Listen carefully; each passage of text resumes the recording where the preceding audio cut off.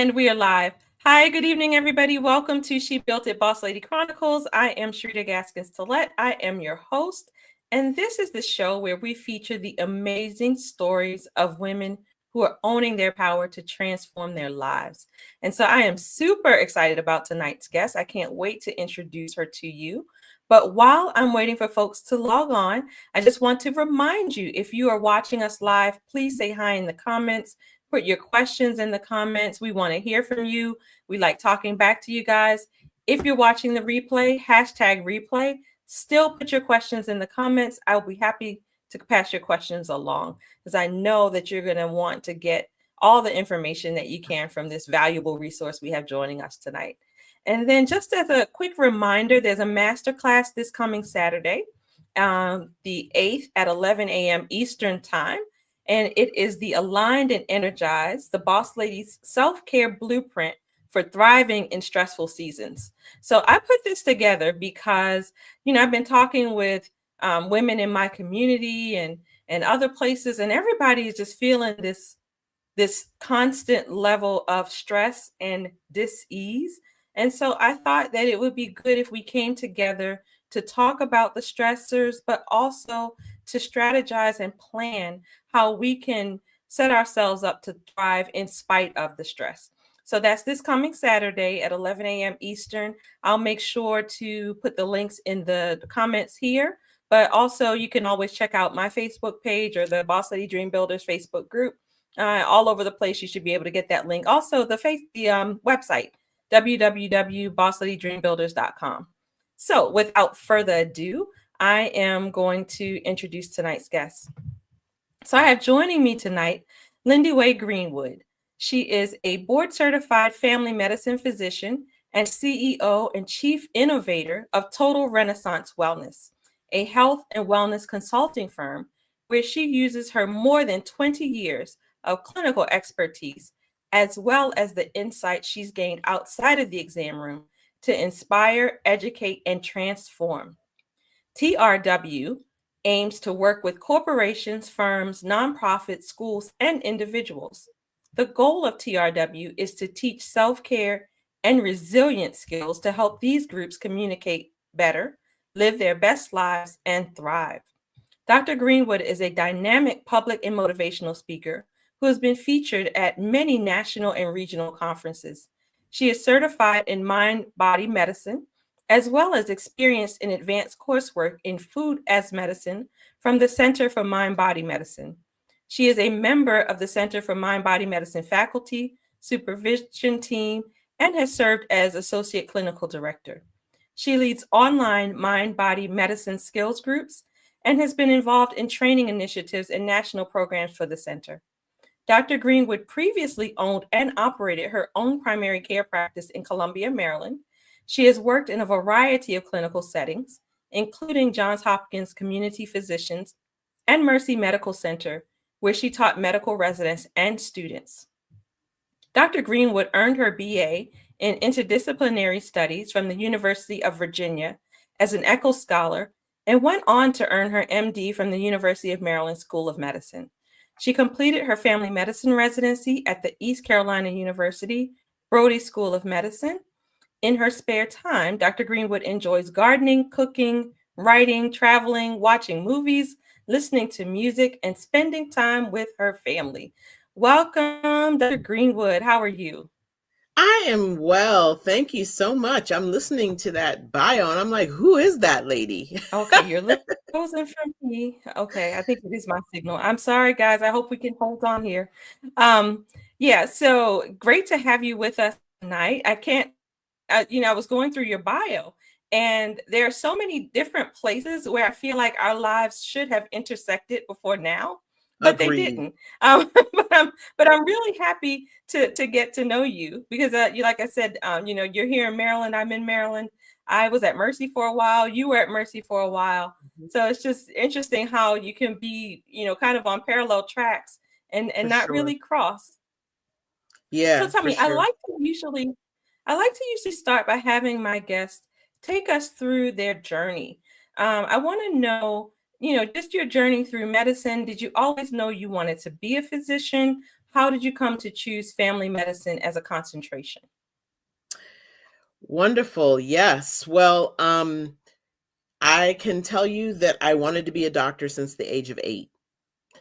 It was just a marriage at the time of really, really liking children, which is weird because I was a child at the time, and liking science. And I was like, oh, I wanna be a doctor. I want to be a children's doctor, and I want to help kids feel and be good. And that was kind of how it started. And I had an amazing, I had great teachers, I have to say. And I had a great science teacher, and just all kind of came together. And that's what I wanted to do. And before I even go further, I always kind of start this way, just for those people who are out there or are going to see this. My name is Lindiwe, and it's a South African name, and it means the one they waited for. And so a lot of times I just get this out of the way because people are looking at my name and they're like, what's up with that name? So the WE is a way sound in the Swahili language. And so I just wanted to say that if anyone was wondering. Okay, no, I But appreciate that. Thank you. yeah, and so I took I just had an interest in science. I had an interest in what made things tick, what made things work. And as time went on, I would just involve myself and engross myself in different organizations and activities like special science and then bio club and different things like that, where I really felt like I could take my love to the next level. And I will say where things really started to take off for me is in high school. I grew up in Howard County, Maryland, and they had something back then called the Mentor Program. And it was a program where they would take high school students and they would match them with different companies, organizations in the county, according to your interest or your like. And for me, they matched me with a biotechnical firm at the time called Martech. A bunch of people, a small group of people branched off from what was then called Martin Marietta. I'm really dating myself with this. Martin Marietta. And they started this group called Martech, and they matched me with it. And I would go once a week and work with a mentor there. And I did all kinds of biotechnical things. But the main thing I did was something called mutagenesis. And basically, I don't want to bore everybody, but what we now know as the omega-3 fatty acids that we take in our vitamins and all that, this was the beginning of that research. And so what a lot of people don't know is that the omega-3 fatty acids actually come from the algae, not the fish. It's the algae that the fish eat. Okay. And so my project was in trying to mass produce this. And so I was doing that with them, and my project, we entered into the state science fair, and I won the state science fair with this work that I did with them. This is high school? This is high school. High school. Okay. So I'm just checking because it sounds more like college. I know. And you know what? I was just telling my son the other day that I was a lacrosse player. I played lacrosse the very first year that they allowed women to play in the county, which sounds so weird to say that now.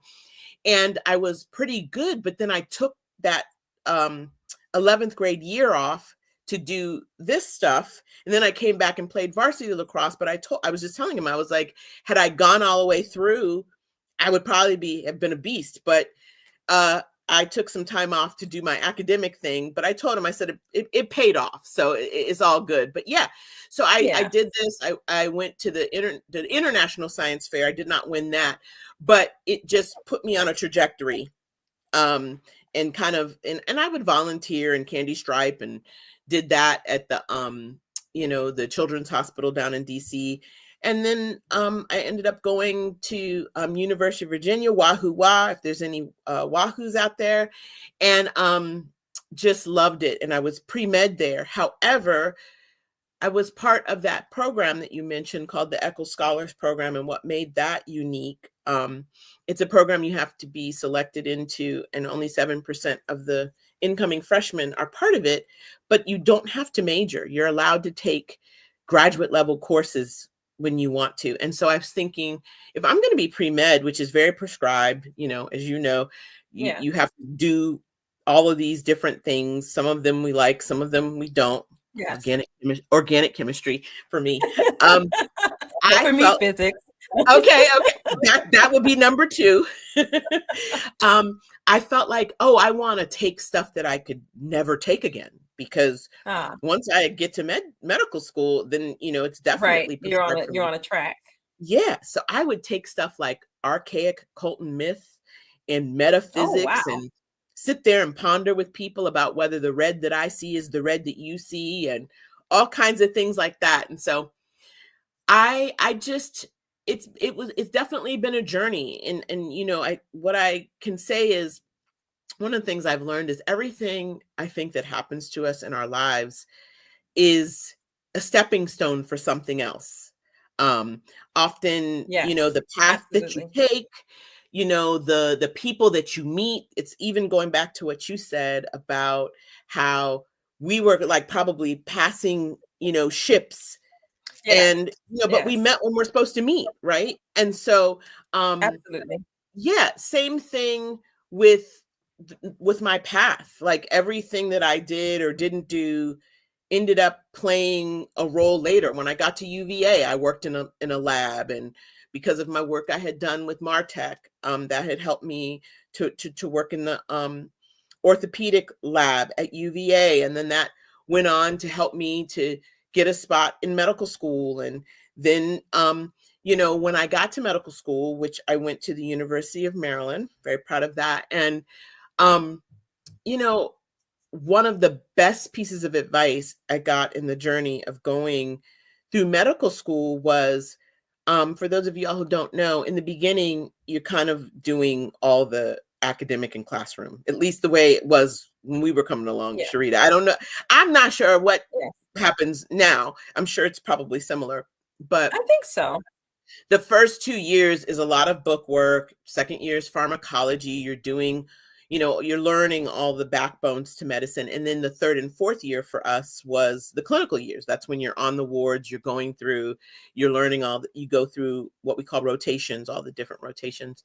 And so when I was doing that, I was noticing that some things I was good at, but what the people would say about it or the type of personality that are attracted wouldn't necessarily be my personality. And one of the best pieces of advice I got was, it was from a Dr. Malat. He said, pick your specialty based upon your personality, not your aptitude. And I thought, oh, wow. Okay. Because at the time I was really good with like surgical things, I'm kind of detail oriented and like to be meticulous.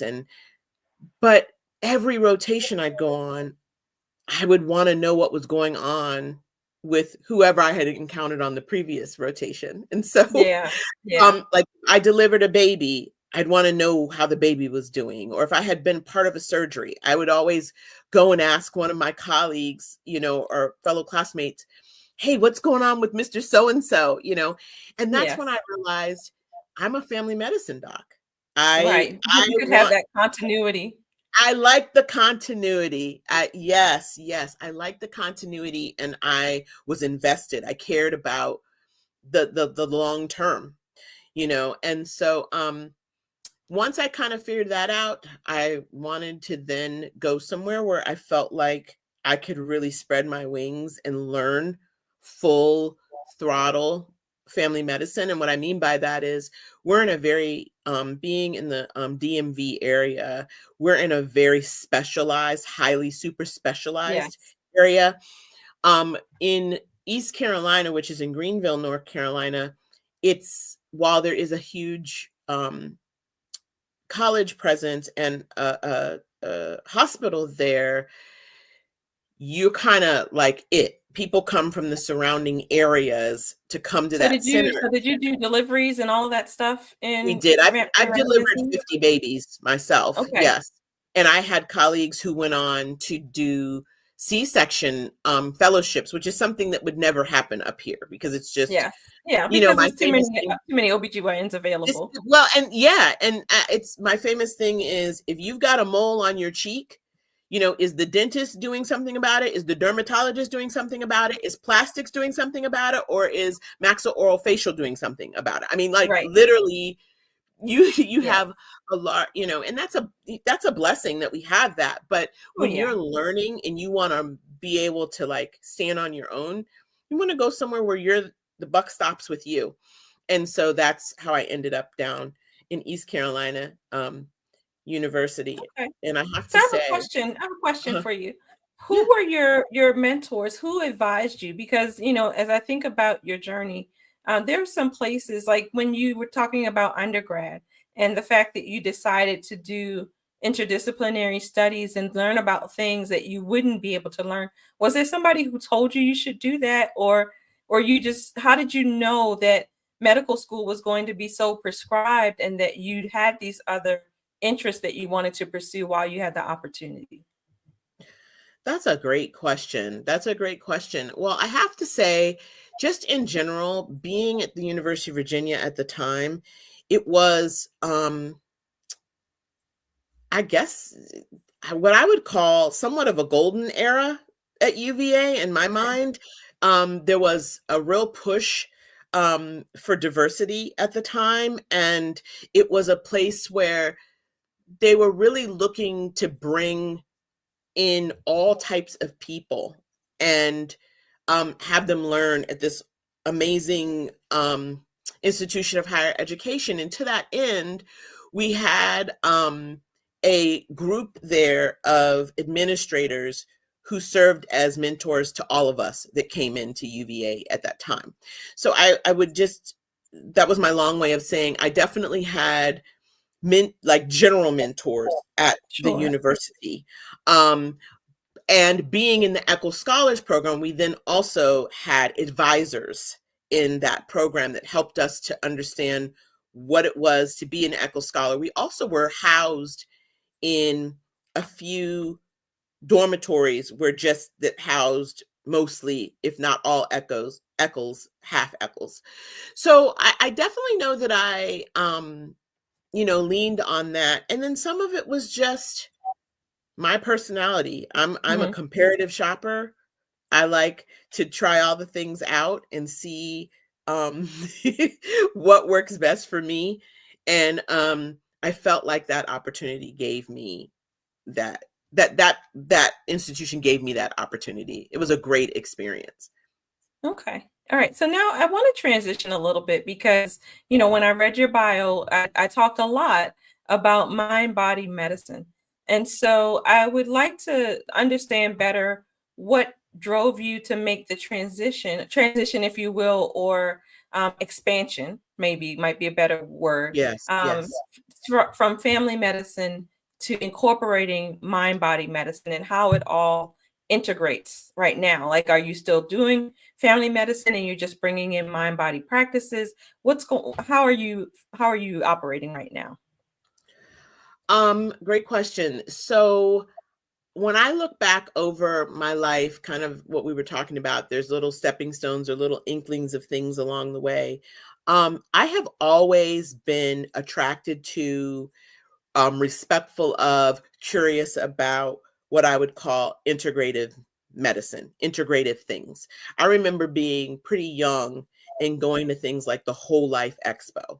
And this is places where people who, I don't know, were into chakras and read runes and stuff that I'm not necessarily into, but was it was Right. open at the time. Sure. And so I have always kind of thought about that. And when I look back over even in my family, um, my dad always had like health shakes and vitamins, and My grandmother, who lived to be 105.5, Oh, she wow. was very holistic. And yeah, I just have always, I grew up with a mom who had me always drink water, not soda, before that was cool. Um, my family was not into processed food, much to my chagrin. As a young person, I'd be like, why can't I eat out now and later's, Right. and so I was always kind of attracted to those things. And so back in 2006 is when I first started thinking about wanting to open my own practice. I got wind of the Center for Mind Body Medicine, which is in Washington, D.C. And I knew that I wanted to open a practice where integrative practices were aligned with traditional practices. And when I say traditional, I mean, I'm sorry. No, I was just going to say, why don't I wanted to stop you and just ask you to explain what mind body medicine and integrative medicine, because not everybody who watches is a physician or somebody in the medical field, just so we can get a better understanding of what we mean by those terms. Sure. So, well, first of all, I think it's good to understand that when you say traditional medicine, depending on which side you're on, it can have the opposite meaning.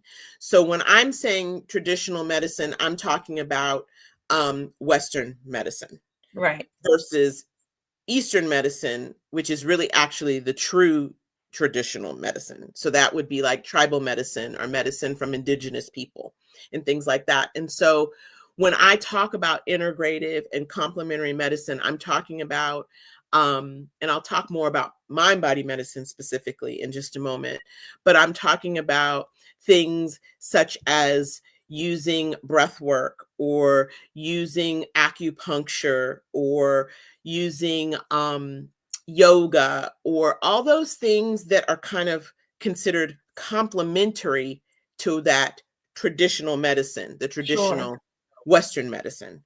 And that can include, it could be just a lot of different things. It depends on what traditions you're using.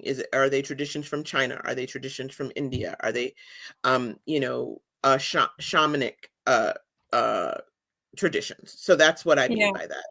I think what I appreciate about those traditions is that they do take the whole person into account.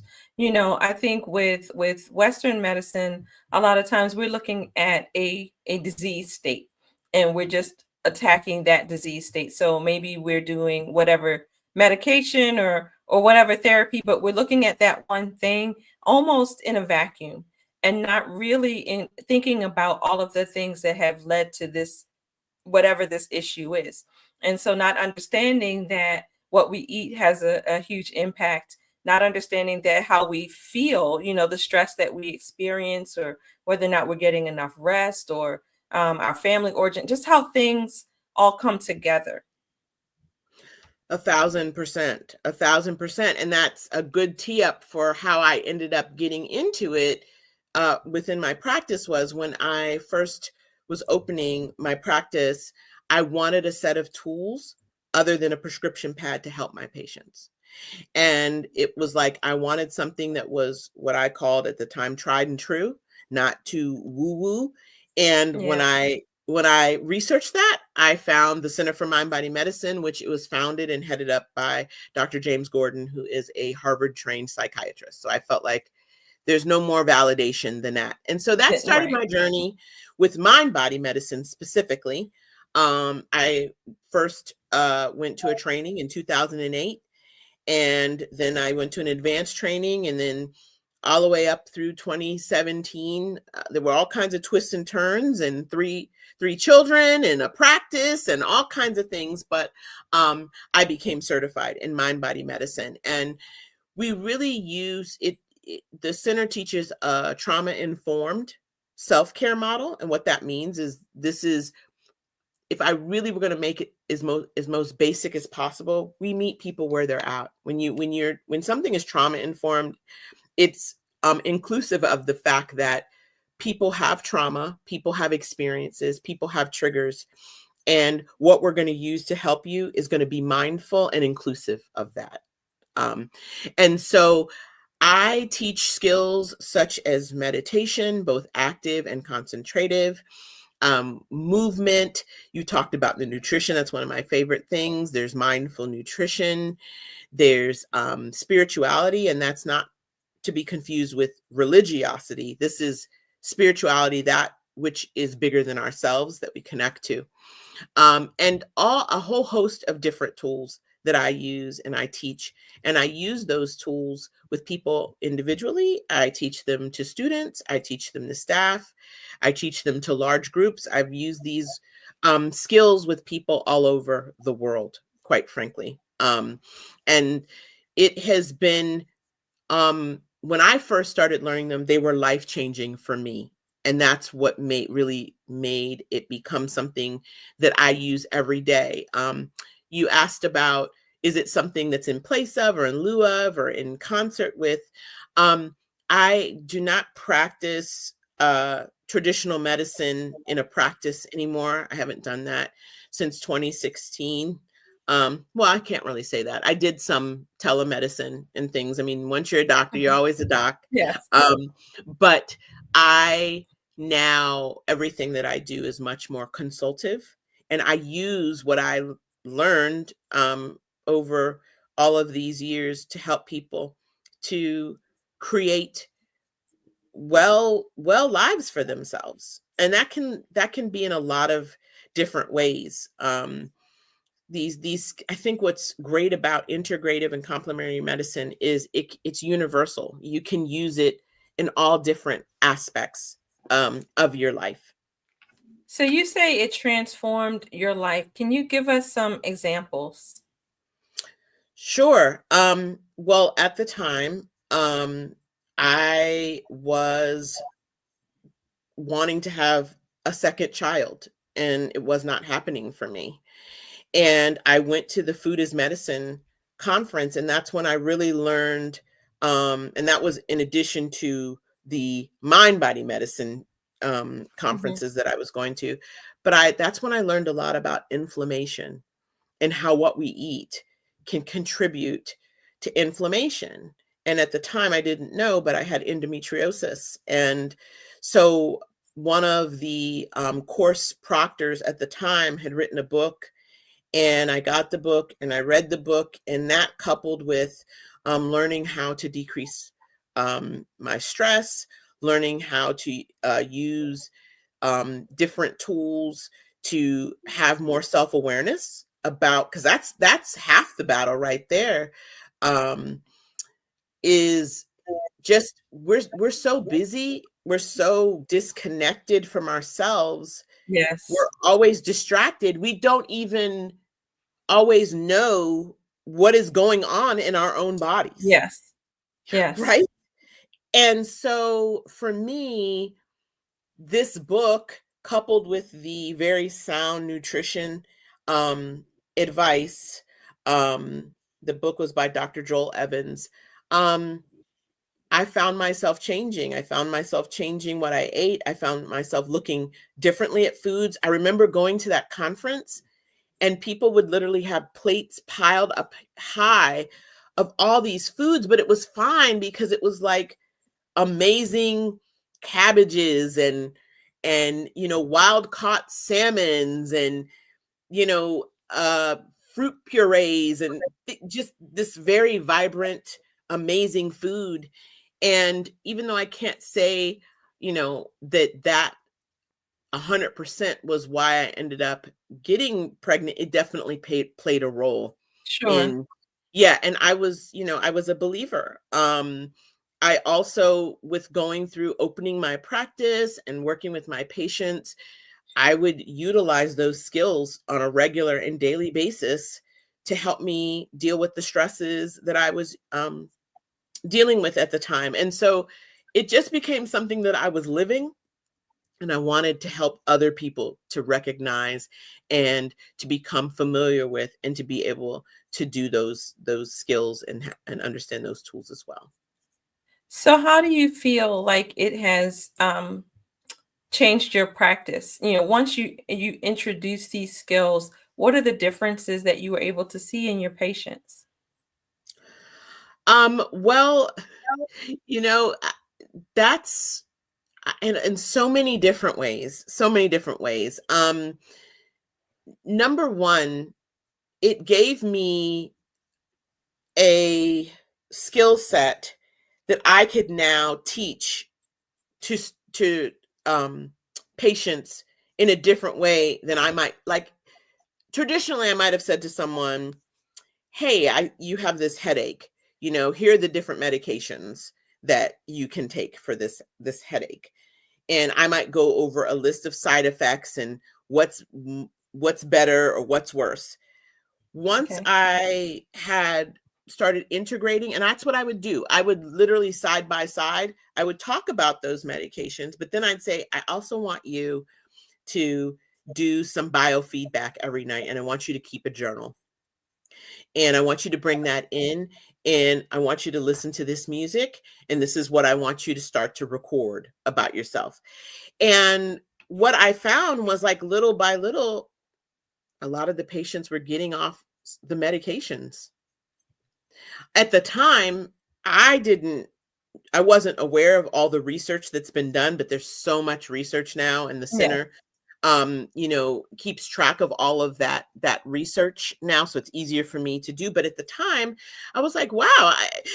One of the things that was funny to me, I remember a patient coming in, and she had lost some weight, and she seemed less frazzled, and she came in and her headaches were gone. I was like, well, what is going on with you? I was like, what? And she's like, I just did what you told me to do. And I laughed because I said, that's so rare. Yes. Yes. You listen to me? Oh my goodness, and it was just, but it was a light bulb. It was like, yeah, these things work if you work them and you continue to do them. So I would see people coming off their medication. People would come in and say, hey, you had me work with my family tree, and that was something I was worried about, because genograms is something else we work with.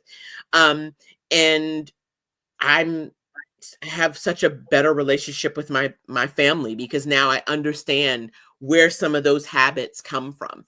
So, it gave me another way to reach my patients, without having to go through the litany of side effects, quite honestly. Right. So now what is your mission currently? Because I know you have the wellness center and you do some corporate events and community events and other things, but if you had to boil it down to a one sentence or two sentence mission statement, what would that be? Oh gosh, that's difficult. I would say that I really create and curate, customize wellness solutions for individuals, organizations, and individuals and organizations. And those wellness solutions can be small mind body medicine skill groups. They can be lunch and learns. They can be workshops. Um, it can be full day retreats, half day retreats, destination wellness retreats. It can be a lot of different ways that I can adapt the model that I use to what the needs are of the particular audience that I'm working with. Okay. Now, I've been following you online, so I know you have some things, and you and I've had a couple conversations, so I know you have some things on the horizon. So I know one thing that has happened this week is you've launched a clothing line, right? Why don't you tell us about that? Well, that And is so. how that fits into the whole big picture. Well, it's yes. Well, very carefully, I will say, I have so what I've learned, I'm going to back into this question, because at first it used to frustrate me, like, why am I entrepreneurial? And it was by doing a genogram, which is a fancy name for a family tree, if anyone's wondering. Mhm. Um, which is a skill that we do in mind body medicine. I was doing a genogram because I had opened my practice. My practice was very successful. It was wonderful. We had a water wall. I played spa music. It was aesthetically pleasing.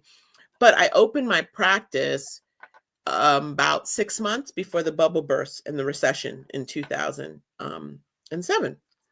And once I ended up closing the practice multiple years later, I was ready to do another business. And I was so frustrated with myself. I was like, why do I want to do this business? And my mother, just matter of factly, as mothers do, was like, of course you do. It's in your blood. And I'm like, what do you mean? And so I did the genogram, and I had all these entrepreneurs in my family. Back when, African Americans, it wasn't easy for them to be entrepreneurs. I had, Right. just all different kinds of entrepreneurs. My grandfather had 3 dry cleaners in Brooklyn, New York, and cleaned for Bonwit Teller, which was a big department store back then. So anyway, all of that to say, I am a little bit of a serial entrepreneur. I'm somebody who likes to come up with solutions to things, and I like to have big visions. And so I have 3 children. 2 of them are sons who are knee deep in their pursuit of football. They like other sports as well. One of them does track, and but football is the reigning order around our home. And as any of you out there listening, and I don't know if your children do sports, but you become that sport mom, right? So I'm a football mom. And what has become very clear to me is, in the pursuit of football and on and off the field, it really boils down to having 3 traits. You need to be coachable, meaning people need to be able to tell you what to do, and you take it in, and you don't bristle about it, and you incorporate it, and then you execute it. You need to be consistent. You can't just do it every 5th time. You got to do it Yeah. every single time. And people need to be able to rely on you when you're a coach or you're on your team. And you got to be aggressive about it. Because if you're not pubbing yourself out, you're not putting yourself out there, no one is going to know what you have to offer. And Yeah. so I have a son who has aspirations to be an NFL player. And that's what I've told him from day one. You're going to have to be. You're going to have to be coachable, consistent, and aggressive. And I would say it so much, and my husband would say it so much. We were like, this is a mantra. And then I went somewhere and I heard someone say it, not the same way, but in a different way. And I was like, you know what? This is something that applies to everyday life, right? It does. Absolutely. That was going to be Right? my point. Okay. Yes, absolutely. Absolutely. And you know what? I think that that's one of the reasons. I don't know if you noticed this, but I noticed that the people who were the leaders in medical school and in practice and all those things, many times they were athletes, because athletes learn that skill set in a way that others don't. And not saying I was never an athlete, not saying that people like me can't excel, but it's just different when you learn. I think you learn a different level of confidence and Yeah. a different way of approaching life in general. You learn that you can keep exceeding the limits and pushing the limits. And you think about sports, the times keep getting, like in track, the times keep getting less and less as time goes on. Or even basketball and football, there are innovations that are happening all the time, evolution that's happening all the time. And athletes just have this way of pushing themselves, that I think other people don't necessarily have. Absolutely. And so to that end, I felt like I want to teach my kids, especially my sons, because my daughter is grown now. about perseverance. I want to teach them and show them how important it is for family to always be together. I'm an only child. I'm married to an only child. And, my kids have siblings. And so once that became kind of our family mantra, we said, hey, I think other people would really, identify with this. And so we said, let's make this our brand. And so we had our launch of Coachable, Consistent, and Aggressive this weekend. And so, Well, yeah, congratulations. So you're going thank to you. tell us how we can get some of this gear, right? Absolutely. Get your merch. It's www.coachableandconsistent.com. We're Okay, also on perfect. And we'll put that Instagram. in the comments as well. Okay. We're on Instagram and we're on Facebook, but then ultimately the websites where you can get the merch. And it also is a way for me to show and teach our kids that to whom much is given, much is expected. And so a portion of all of our proceeds will be contributed back into underprivileged athletic communities. Because Excellent. it's difficult when you grow up somewhere and you might anybody out there who's dealt with sports, they're expensive. Oh, It's yeah. a lot. And for some people, they don't even have money for a football or for a basketball. But who knows? That might be the next budding, LeBron James or Michael Jordan or, Michael Vick. And I want others to be able to have the opportunities that I've been able to give my sons. So, Yeah, well, those are very valuable lessons that you're teaching.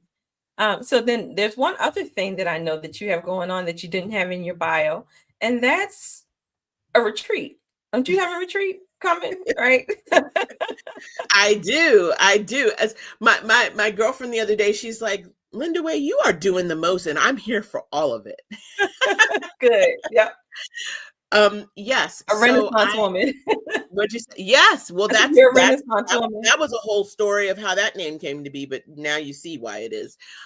Yes, I'm going to be hosting a destination wellness retreat in the sunny Cayman Islands. You know a little bit of something about that. I do. I And do. yeah, which is just so amazing. And it is the inaugural retreat that we're having. And we are looking for 25, well, less than 25 now because people are starting to sign up, but it's for 25 lucky ladies. Would like to eventually branch out to have men and women, but this first one is small and it's for 25 ladies. And we are going to be doing some very intentional self-care work in the islands. Excellent. So how can they learn about that if they're interested? So, great question.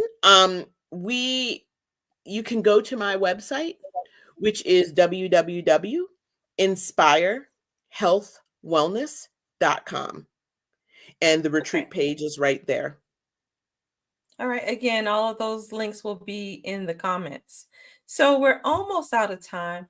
But I think it's really interesting that you're on the show this week when, our emphasis right now is self-care. And like I said, we're doing at the beginning of the show, I mentioned that we actually have a self-care masterclass this coming Saturday at 11 a.m. Eastern.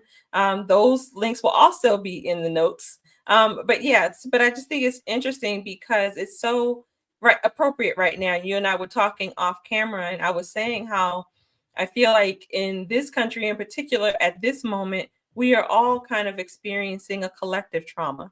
And Yes. then, I didn't say this, but the world, we're all also emerging from the collective trauma of COVID.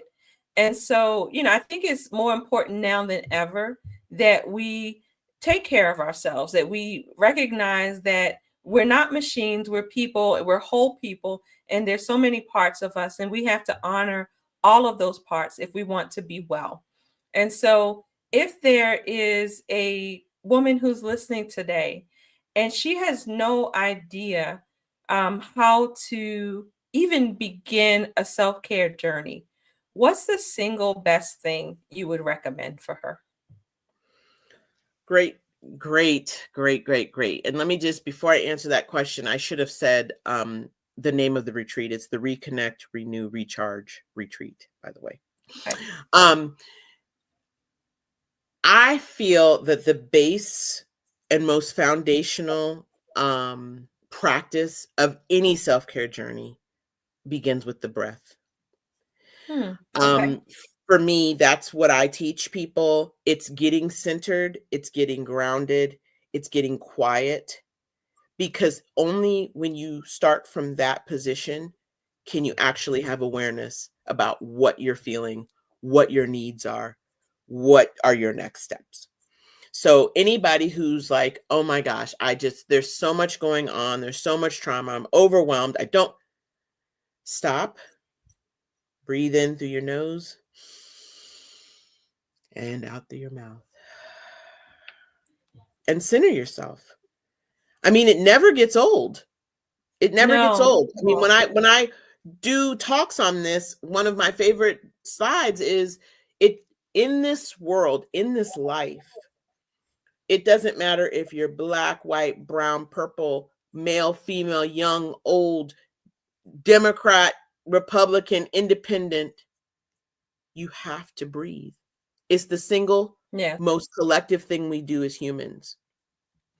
And sometimes we just need that stop and that pause to say, okay, what do I need right now?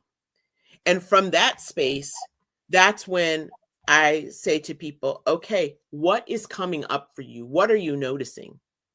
Are you noticing that your jaw is tight? Okay, let's work with that. Are you tense?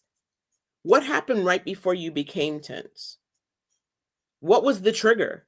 And that's how you begin to unravel and peel back like layers what your needs are. Because a lot of us don't even know what our needs Right. are, Yeah. right? Yeah.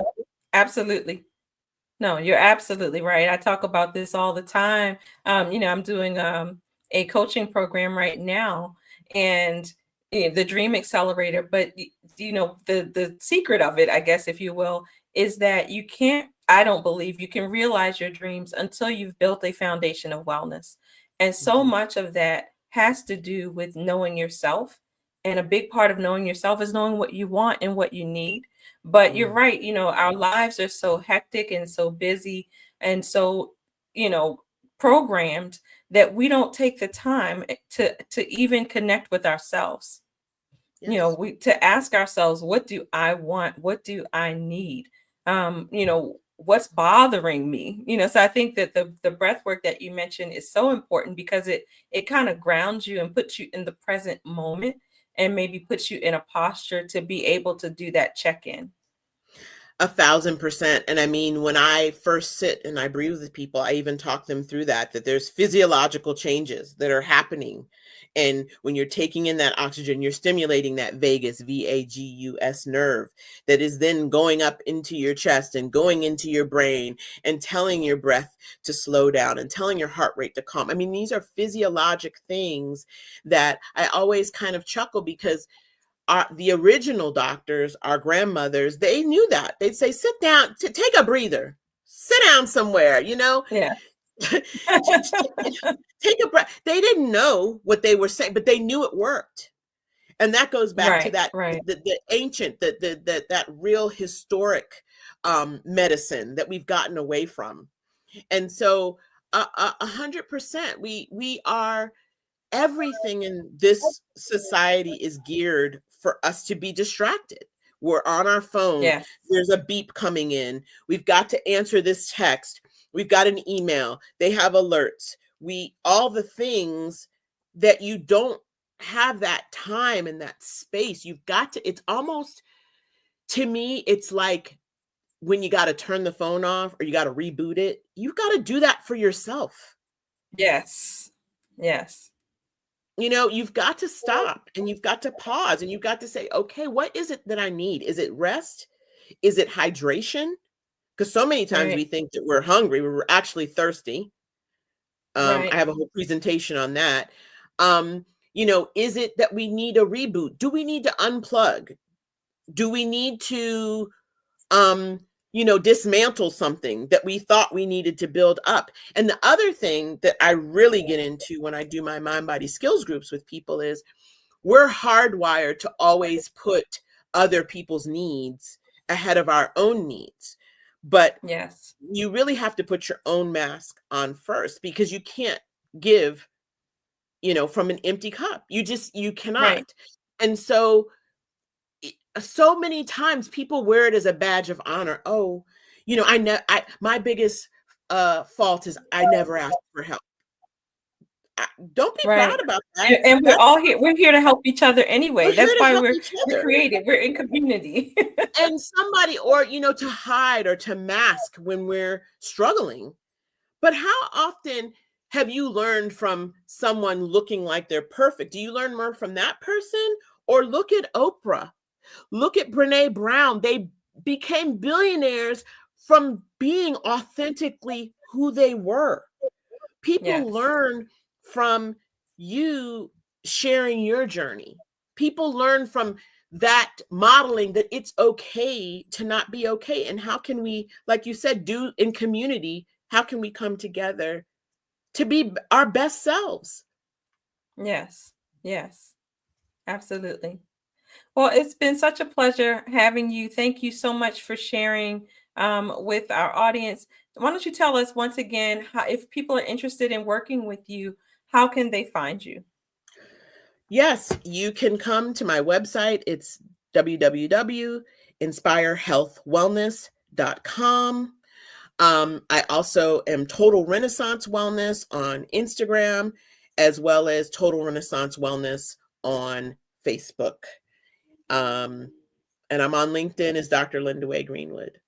So one of those Okay. ways. And if you want to get to Coachable, Consistent, and Aggressive, www.coachableandconsistent.com. And if you have any questions about the retreat, you can send me an email on my website. Okay. And then also don't forget, you can always put your questions in the comments here, and I will definitely get them to Dr. Lindiwe. Okay. So great to have you guys with us tonight. We will see you next week. Don't forget the masterclass is this Saturday at 11 a.m. Eastern time. It is aligned and energized. We're going to create a self-care blueprint to help us through this stressful season. So please don't forget to sign up, share it with your friends. Matter of fact, share this episode with your friends. If again, we're all going through these things, and just learning self-care techniques is so very important, and it just refuels us and helps us to be able to show up as our best selves and to have the energy that we need to meet all the demands of our lives. So that's it. We will see you all next time. Take care. Bye-bye.